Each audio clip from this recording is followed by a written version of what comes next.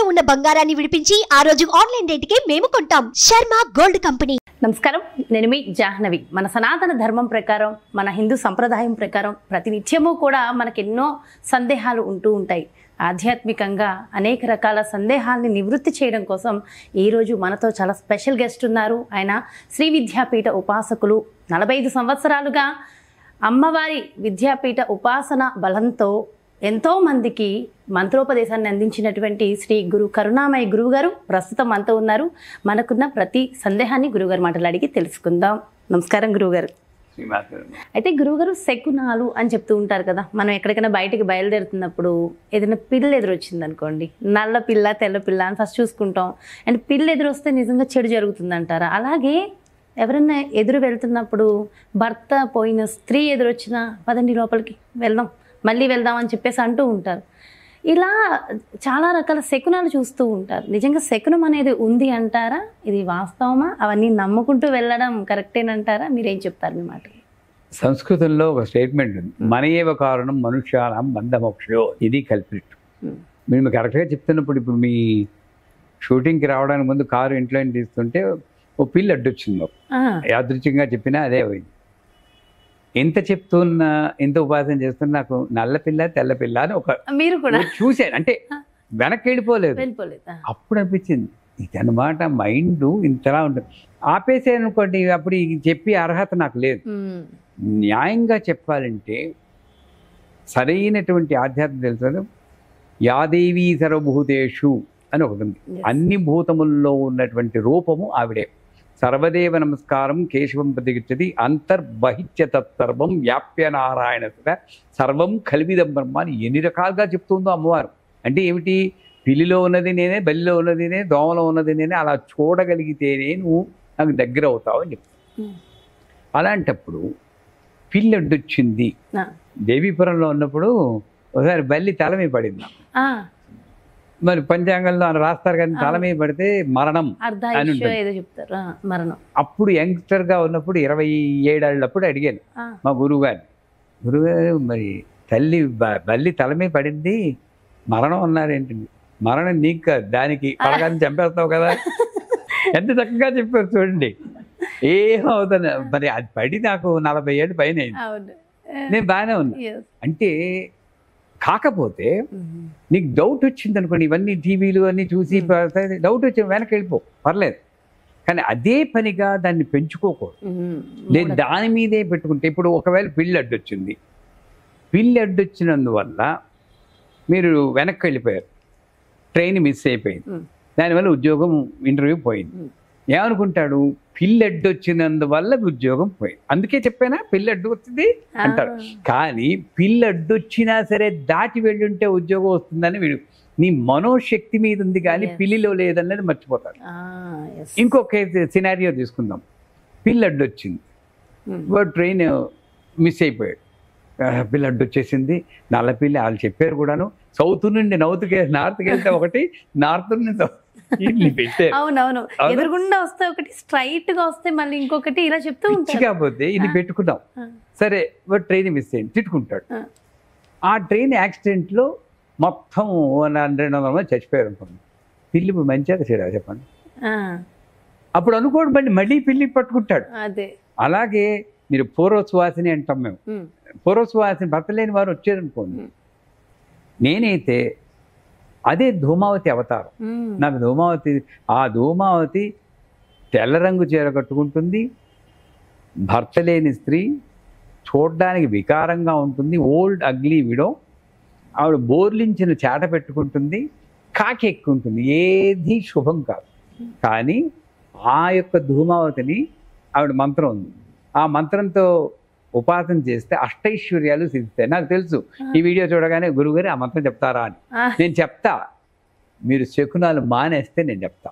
మానేస్తాం గురువుగారు, మాకేం లేదు.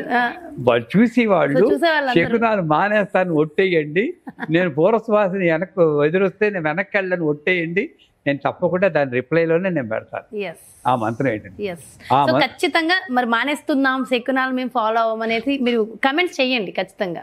ఈ ఛానల్ చేస్తున్న ఉపకారం ఏంటంటే ఇవన్నీ చూసి కొంత సమాజాన్ని పూర్తిగా ఎవడు మార్చలేడు, అందుకోసం నేను పుట్టలేదు. దాంట్లో 1% Yes. మారిన మీ బ్రతుకు నా బ్రతుకు ధన్యమైనట్టు. ధన్యం. అంచేత శకునాలు ఉన్నాయంటే ఇక్కడ లేవు, ఎక్కడ మరి మనం భారతదేశంలో సౌత్ ఇండియాలో ఉంది, అమెరికాలో ఉన్నవాడు శకునాలు లేవు, ఇటలీలో ఉన్నవాడు శకునాలు లేవు, వాళ్ళందరికీ వాళ్ళ బతుకులు బాగానే ఉన్నాయి. అంటే నేను ఏది ఆలోచిస్తానో అదే జరుగుతుంది కానీ ఇంకోటి కాదు. శకునాల్లో ఏమాత్రం నిజం లేదు, ఘంటాపదంగా చెప్పగలను. నేను పిల్లి ఎదురొచ్చినా వెళ్ళిపోతాను, జరిగింది నా కర్మను బట్టి జరుగుతుంది కానీ పిల్లి మీద వెలక మీద పెట్టి మనం లైఫ్లో అంత షేడీగా చేసుకోవాల్సిన స్థితి. సో కాబట్టి శకునాలు అనేవి లేవు నా దృష్టిలో. అది అంటే మన నమ్మకం ముఖ్యంగా, అంతే తప్ప నిజం కాదు అది. దీనికి ఎలాంటి సైంటిఫిక్ రీజన్స్ కూడా లేవు, శాస్త్రం కూడా చెప్పలే, మనం పెట్టుకున్నవే అంటారు శకునం అని. 100%. అలాగే గురుగారు, కొంతమంది బయటకు వెళ్ళిన తర్వాత ఇలా ఏదైనా ఎదురొస్తే కనుక ఇంటి లోపలికి వచ్చి కూర్చుని ఒక గ్లాసు నీళ్లు తాగితే అంతా సెట్ అవుతుంది, అప్పుడు మళ్ళీ వెళ్ళొచ్చు అని అనుకుంటారు. అలాగే తుమ్ము వచ్చినప్పుడు కూడా ఆగిపోతుంటారు చాలామంది. ఒక తుమ్ము అయితే ఆగిపోవాలి, 2 తుమ్ములు అయితే ఆగక్కర్లేదని ఏదో కూడా ఉంటుంది మళ్ళీ. ఇవన్నీ కూడా నిజంగా ఉంటాయా? నిజంగా నీళ్లు తాగి ఆగిపోతే అక్కడితో దోషం పోతుందంటారా? నా ముందు ఈ వాటర్ బాటిల్ పెట్టారు, దీన్ని పెట్టుకుని ఈవిడే నా లక్ష్మీదేవి అని ప్రకృతి నమ వికృతి నమ విద్యాయ నమ సర్వభూత ప్రారంభం నేను చేశానంటే కొన్నాళ్ళకో కొన్నేళ్లకో ఈ వాటర్ బాటిల్ కూడా నన్ను అనుగ్రహిస్తుంది. ఇది నిజం. ఎందుకంటే నేను దేని మీద ఫోకస్ చేస్తున్నానో అందులో ఒక ఆవాహన అవుతుంది. మీరు గ్రామ దేవతలతో గుబ్బాలమ్మ, సమ్మక్క, సారక్క అని మళ్ళీ ఇలా పెట్టుకుంటే రాళ్లే అనకూడదు, కానీ దాంట్లో నమ్మకం పెట్టాను. నమ్మకమే భగవంతుడు, ఆ రూపం నన్ను కల్పిస్తున్నా. ఆ రకంగా చూస్తే ఇప్పుడు ఒక తుమ్ము వస్తే మంచిది, మంచిది కాదు 2 తుమ్ము, ఇది నా నమ్మకం. ఈ నమ్మకం నువ్వు పెట్టుకున్నంత సేపు అది పనిచేస్తుంది. నాకు లేదు నమ్మకం, లేదు, నాకు ఏం అవ్వదు. అంటే నా పనులు అన్నీ అయిపోతున్నావంటే మీ పని అవ్వకపోవచ్చు, నా పని అవ్వకపోవచ్చు, నేను దాని మీద పెట్టి లింక్ చేస్తున్నాను, అందువల్ల నాకు అలా వచ్చింది. ఇక పోతే ఇవి వెళ్ళి వెనక్కి వచ్చి నీళ్లు తాగితే సరిపోతుంది అంటారు కదా, అక్కడ కూడా లాజిక్ చెప్తున్నాను చూడండి. పిల్లి అడ్డొచ్చింది వెనక్కి నీళ్ళు వచ్చినా అమ్మయ్య నీళ్ళు తాగాను, నాకు ఇంకేం అవ్వదు అనుకుంటాడు. అంటే పాజిటివ్గా మారుచుకుంటున్నాడు. అందువల్ల నా మైండ్ కంట్రోల్ అయింది కాబట్టి ఈ మంచినీళ్ళు తాగి అప్పుడు కూడా పైకి వెళ్ళాక పిల్లి వచ్చింది మంచిది తాగి అయినా ఏమవుతుందో అనుకుంటే తప్పకుండా అది పోతుంది. అది సో మొత్తం అంతా ఉన్నది మన అఫర్మేషన్. 100%. ఇక్కడ పనిచేసింది పిల్లి కాదు, మంచినీళ్ళు కాదు, నువ్వే అని గుర్తించినప్పుడు ఈ ఎక్స్ట్రా కర్మలు మనం చెయ్యం. ఇదంతా నకర్మణ నప్రజా అని శంకరాచార్య వారు చెప్పే నిర్వాణ సూక్తంలో మనం వచ్చింది కర్మలు ఆల్రెడీ చేసాం, రాసులు తగ్గించుకోవడానికి వచ్చిందని మళ్ళీ పిల్లి అడ్డు వచ్చిందని వెనక్కి వచ్చి కర్మకాలే వెనక్కి వచ్చినప్పుడు ఏ కాలో తల్లి కింద పడిపోయి ప్రాణం పోయింది అనుకోండి, అప్పుడు కూడా మళ్ళీ పిల్లి మీదే పెడతారు. ఆ పిల్లి వచ్చింది కానీ ప్రాణం పోయింది. ఇదంతా కూడా మైండ్ గేమ్.